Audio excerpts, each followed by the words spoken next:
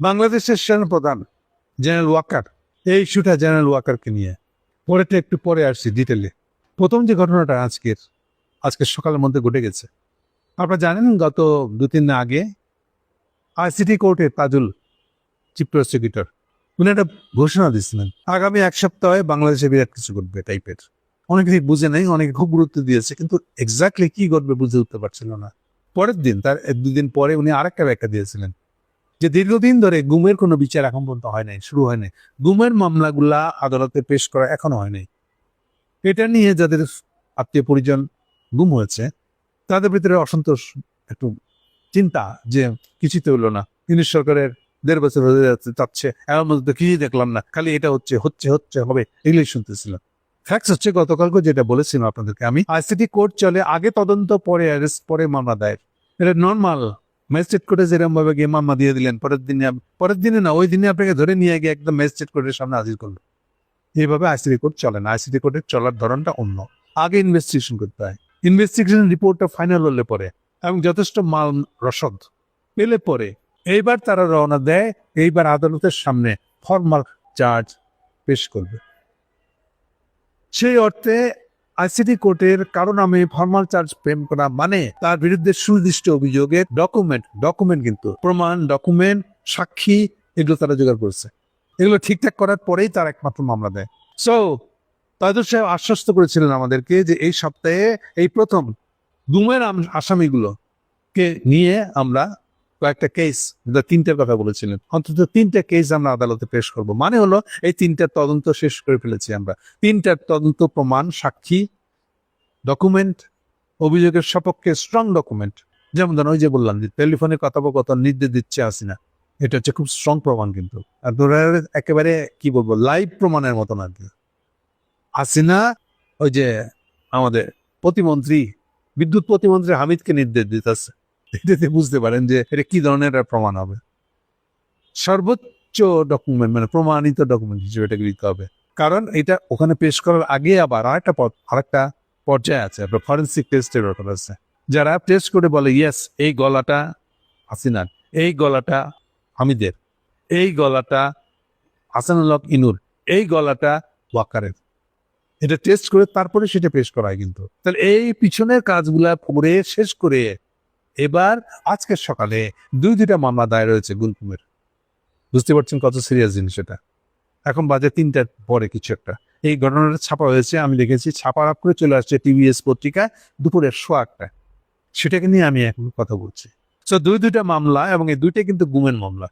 ফলে গুমের পরে কি হয়েছে বুঝতে পারেন, আয়নাগর পর্যন্ত গেছে, অথবা মাইরে কেটে কোথায় লাশ ফালা দিচ্ছে, লাশ পাওয়া যায় না এখন পর্যন্ত। এই ধরনের মামলার আসামি, প্রধান আসামি হলো হাসিনা নিজে। সেকেন্ড হলো এই প্রথম তারেক সিদ্দিকী, আপনারা অনেকে জানেন তার আত্মীয় তারেক সিদ্দিকী, তার আত্মীয় মানে তার ছোট বোন রেহানার স্বামীর বড় ভাই হলো তারেক সিদ্দিকী। সে ছিল হাসিনার সকল সামরিক বাহিনীর বিষয়ক উপদেষ্টা। বেসিক্যালি তার মাধ্যমে সামরিক বাহিনীকে কন্ট্রোল, গুম খুমের কাণ্ডগুলা উনি তারেকের মাধ্যমে আর্মিকে দিয়ে করাইতেন। এবং এখানে যেসব লোকের নাম আছে, সে বিশেষ করে সেকেন্ড মামলাটায় বেসিক্যালি এদেরকে হাসিনা পতনের পর, উৎখাতের পরে, আমি আপনাদেরকে অনেকবার বলেছি, ওই 24 সালে হাসিনা অপসারণ হয়েছে, উৎখাত হয়েছে 5ই আগস্ট। ওই আগস্টের ওই 24 সালেরই নভেম্বর মাসে সেনাবাহিনীতে যে সাফা অভিযানটা হয়েছে ভিতরে পদোন্নতির নামে, নতুন পদোন্নতি পুরান দেওয়ার বাদ, এই বলে যাদেরকে সরাই ফেলা হয়েছে, অলমোস্ট সবাই ওই 13 জন ওখানে আছে আসামি হিসেবে। কে কবে কি করছে তার পুরা নাম আছে, ওই সবাই ওখানে আসামি হিসেবে আছে। 2-4 জন থাকতে পারে যারা সিটিং এখনো আর্মিতে আছে। ফলে আজকের যে 2টো মামলা দায়ের হয়েছে, এটা খুবই সাংঘাতিক মামলা। এই প্রথম এটা গুমের কেসগুলার উন্মোচিত হবে। এরপরে আর এটা গুম হয়েছে, মায়া আমার কিছু দিলেন না, আচ্ছা একটা কাজ করেন, আমার ভাই নেয় গুম হয়েছে, আমাকে একটা গুমের দোকান খুলে দেন, মানে হিউম্যান রাইটের দোকান করবো, এটার দোকান করে দেন। এই ধান্দা লোকেরা আছে। আর কেউ কেউ এটা নিয়ে প্রায় আপনার আন্তর্জাতিক গুম দিবস কিংবা আন্তর্জাতিক হিউম্যান রাইট দিবস আছে, দিবসগুলো আসলেই তো বুঝতে পারতেছেন, এবং দেখলে তো মানে আপনার চোখের পানি আটকাইতে পারবেন না। বাচ্চাগুলো ওখানে গিয়ে চিৎকার করছে বাবার ছবি বুকে নিয়ে, আমার বাবাকে এনে দাও, আমি বাবাকে কোনোদিন দেখি নাই, আমার জন্মের আগে বাপ অপহৃত হয়েছে, অথবা কেউ বলছে আমার জন্মের 1 বছর পরে অপহৃত হয়েছে, আমি বাবাকে দেখি নাই, আমার বাবা কোথায় এনে দাও। এখন এগুলো দেখার পরে মানুষের ঠিক থাকা খুবই মুশকিল। ফলে এরকম প্রতি বছরে যতগুলো দিবস আসে প্রত্যেকটা আমাদের জন্য একটা কাঁপাকাঁপি অবস্থা, যে আমরা তাদের জন্য কিছু করতে পারছি না। ফলে গুমের বিচার শুরু হওয়া এই প্রথম বাংলাদেশের হিস্ট্রিতে এরকম আয়োজন করে করাটা, এটা ভীষণ ধরনের বিরাট ধরনের একটা সিগনিফিক্যান্ট ঘটনা। আজকে সকালে সেই ধরনের একটা ঘটনার শুরু, ফরমাল চার্জ নিয়ে এসে আদালতে মামলা দায়েরটা হয়ে গেছে আজকে। এই দুটোই মামলাতে হাসিনা এবং তারেক সিদ্দিকী মূল আসামি। বাকি এই যে বললাম যে অন্তত 13 জন করে আর্মি অফিসারদের নাম আছে, সব আর্মি অফিসার। এদের 2-1 জন আছে যারা এখনো সিটিং। সো এই অর্থে আজকের এই ঘটনাটা আইসিটি কোর্টের সবচেয়ে সিগনিফিকেন্ট ঘটনা। এতে এমন এক জায়গায় চলে গেছে, বল ইজ রোলিং, এই জন্য যেটা দিয়ে শুরু করেছিলাম, বল গড়ানো শুরু করেছে। এটা কত দূর যাবে এখন? আর আমরা এই করে ফেলাবো সেই করে ফেলাবো, যত হুমকি যারা যারা দিচ্ছেন, সরকার কিছু করতে পারবে না, হাসিনা আবার ফিরে চলে আসবে, যত গল্প দিচ্ছেন আপনারা, শুনছেন আপনারা, সবগুলো এখন ফুস হয়ে যাবে। এখন যার তার যে যেমন হয়ে পালিতে চায়, বাঁচতে চায়, বাঁচবে। তো এগুলো আজকের আইসিটির ঘটনা। এবার লাস্টে একটা অন্য ঘটনা বলবো এর সাথে সম্পর্কিত। কেউ কি কম যায়? সবাই তো দেখতে পায় এই ঘটনার ভিতরে তার কি হবে। তার মামলাটা তো আসে নাই এখনো।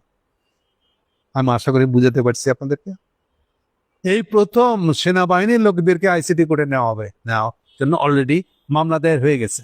একদিন মনে করা হতো, আর্মিও মনে করেছে, সেনা প্রধান ওয়াকার সাহেব আমাদেরকে ধারণা দিয়েছে, উর্দি প্রিজন ভ্যান আদালতে নিয়ে যাওয়া হচ্ছে। এই দৃশ্য আমি দেখতে পাই না, তা প্রাণ পড়ে যাচ্ছে একেবারে। উর্দি যেন মায়াটা দেখে না, প্রিজন ভ্যানে করে আসামি হিসেবে কোর্টে যাচ্ছে, দেখা যায় না এই দৃশ্য। এই বক্তব্যটা যে একটা সৈনিকের জন্য সবচেয়ে অপমানজনক বক্তব্য, ইনসাল্টিং বক্তব্য। আপনি একটা অপরাধ করছেন, সে অপরাধের পক্ষে আপনি আর্গু করতেছেন। আপনি সেনাপ্রধান, আপনি এটা বাসার চাকর হওয়ার যোগ্য না। আপনার নিজের মান সম্মান বলে কোনো ধারণা নাই। সৈনিক শব্দের অর্থ বুঝেন না, তাৎপর্য বুঝেন না। আপনি সৈনিক হয়েছেন, সেনাপ্রধান হয়ে গেছেন। সেনাপ্রধান হয়ে গেলে কি আপনাকে ধরে নিতে হবে যে সৈনিকদের কোনো অপরাধ নাই? সৈনিকদের অপরাধ হলে আপনি কি করেন? ওই প্রশ্ন করেন না, কেন করেন? তখন বিয়ে হয় না, আপনার জাগরুক হয় না যে আপনার উর্দি আর প্রিজন ভ্যান এগুলো খারাপ লাগে না? তখন মানে কি সৈনিক মানে কি তার কোনো অপরাধ নাই, এটা বলতে যাচ্ছেন? এই ধারণা আপনি কবে পাইছেন?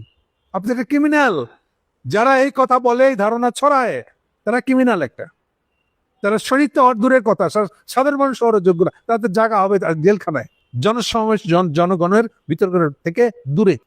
আপনি জনগণের সাথে থাকারই যোগ্য না, তো আপনি জনসমাজে থাকার যোগ্য না। আপনি একটা লোক অপরাধ করছে, সে সৈনিক বলে এখন উস্কানি দিতেছেন, সুশুই লাগাইতেছেন। উনি দেখতে পারেন না যে তার সৈনিক ভাইরা প্রিজন ভ্যানে চড়ে আদালতে যাইতেছে, খুব কষ্ট লাগতেছে। আমরা বুঝি না এগুলা, ডং মারায় না। আপনি ওই সৈনিকের ভিতরে, ওই প্রিজন ভ্যানের ভিতরে আপনাকে দেখতে পাচ্ছেন। আমরা জানি না 1400+ হত্যার দায়কে হুকুমার আসামি আপনি না? আপনি 1 নম্বর হুকুমার আসামি। প্রথম আসামি হাসিনা কাছে অর্ডার দিয়েছে আপনাকে 16 তারিখের পর থেকে, 16 তারিখ থেকে জুলাইয়ে, এবং আপনি আপনার হুকুমে নিচের লেভেলের সমস্ত অফিসাররা লোক মারতে গেছে, সেটা হেলিকপ্টার থেকে হোক আর ডাইরেক্ট হোক। রাস্তার মধ্যে শুয়ে থেকে ফায়ার করতেছেন চোখ বন্ধ করে। এগুলো ভিডিও নাই? সঠিক মারান সৈনিকের জন্য পরাণ পুড়ে যায় আপনার। হ্যাঁ, ফাঁসির দড়ি দেখতে পাচ্ছেন আপনি নিজের জন্য, এই জন্য আপনার কষ্ট লাগতেছে। এখন আর সৈনিকের ইমোশন তুলে আপনি ডাকতে চাইতেছেন। আপনার দিন শেষ, বাঁশি বেজে গেছে। আজকে সকালে যে 2টা মামলা দেওয়া হয়েছে, এটা থেকে বুঝতে পারতেছেন এক্স সৈনিক, চাকরিচ্যুত সৈনিক, কোন জেনারেল হোক আর এখন সেনাবাহিনীতে থাকা লোক হোক, যেই হোক না কেন, এরকম প্রত্যেকটা কেস এখন আর আদালতে উঠবে না। এই অবস্থায় পৌঁছে দিতে পারছি আমরা বহু কষ্টে। আপনার মতন লোকের এই ধরনের মিথ্যা কাজ কারবার, বাধা সৃষ্টি, নিজেদের ক্ষমতাকে অপব্যবহার। আমরা জানি না যে আপনি তাজুলকে ডেকে নিয়ে বকা দিচ্ছেন, বলে দেন নাই যে এগুলো আপনি অ্যাপ্রুভাল না দিলে হবে না, সেজন্য এগুলো দিকে না আগায়, বলছেন না? সব খবর রাখি আমরা। এটা একটা সৈনিকের কাজ হয়েছে? এটা ন্যায়? এটা ন্যায়ের কাজ? এটা দিয়ে আপনি একটা সেনাবাহিনী রক্ষা করতে পারবেন নাকি এটা সৈনিকতা? সৈনিকতার অর্থই তো আপনি এখনো বোঝেন নাই। আজকের দিনটা আপনার জন্য রিমার্কেবল। আপনি ফাঁসির দড়ি অনেক কাছাকাছি চলে গেছেন, আজকের দিনটা তাই বলতেছে আপনাকে। ফলে স্বভাবত এখন আপনি হাত পা ছুটবেন, আপনার প্রেশার হাই হয়ে যাবে, রুগী হয়ে যাবেন, আপনার ব্লাড সুগার বেড়ে যাবে। এখন অস্থির হয়ে উঠবে, কখন কাকে কি বলবেন কোনো কিছু ঠিক থাকবে না, হাউতাস করবেন, বেড়াবেন, আর ততই অসুস্থ হবে। এগুলো আমি জানি এগুলা, কিন্তু নিশ্চিত থাকেন বিচার আজকে যেটা শুরু হয়েছে এটা আপনার বিচার না করে যাবে না, ফাঁসির দড়ি তত কাছে আপনি চলে যাবেন। আমি মনে করি না যে আপনাকে কেউ বাঁচাতে পারবে। আপনি অলরেডি হুঙ্কার দিয়েছেন পলিটিক্যাল পার্টির কাছে আপনাকে ইনডেমিনিটি, হ্যাঁ, মাপ নিয়ে আসবেন আপনি তাদেরকে, ইনডিপেন্ডিটি। আচ্ছা, একটা সিম্পল আর্গুমেন্ট তো দেখি, আপনারা কি করছেন যে আপনাদেরকে ইনডিপেন্ডিটি দিতে হবে? না বুঝে হাসিনার অর্ডারে মানুষ মনে হালাইছেন, এটা বলতে চাচ্ছেন? আপনারা কি দুগ্ধপোষ্য শিশু, মায়ের কোলে দুধ খান এরকম শিশু? হ্যাঁ, হাসিনা বললো আর আপনি একদম প্রাণঘাতী অস্ত্র নিয়ে তাকে শুট করে দিলেন, তাকে আয়না ঘরে নিয়ে গিয়ে আপনি চাপকায় সোজা করে দিলেন। তাদের ওয়াইফকে, মেয়েদেরকে নিয়ে যে কি করছেন আপনারা, এগুলো খবর বেরোচ্ছে না এখন? গুম কমিশন বলে যারা ইনভেস্টিগেশন রিপোর্ট গুলো একটু পড়ে দেখেন, পড়ে তো দেখছেনই আশা করি। আপনি কি দিয়ে মাপ চাচ্ছেন আপনাদের জন্য?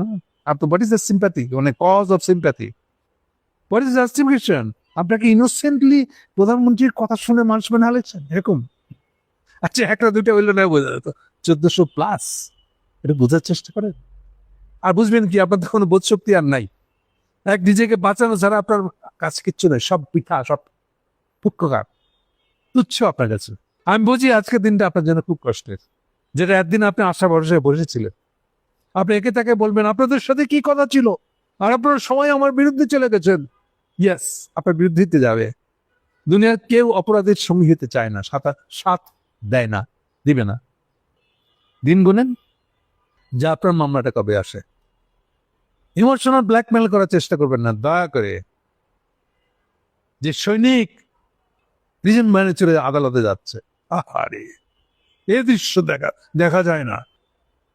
ইমোশনাল ব্ল্যাকমেল করেন না, আপনারা অপরাধী, ছোটখাটো না।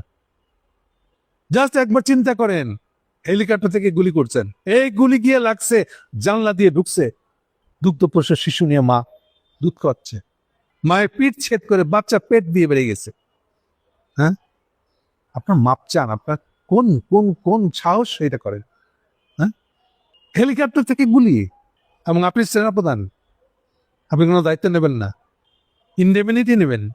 হ্যাঁ, কি বলবো, আপনার মানুষ নাই আসলে। ঠিক আছে, পাবলিক একটু বুঝবে, বুঝতেই পারছেন, কিছু করতে পারবেন না আপনার, দাঁড়া দাঁড়া দেখবেন যে আপনাদের ফাঁসি হয়ে যাচ্ছে। রেডি হন।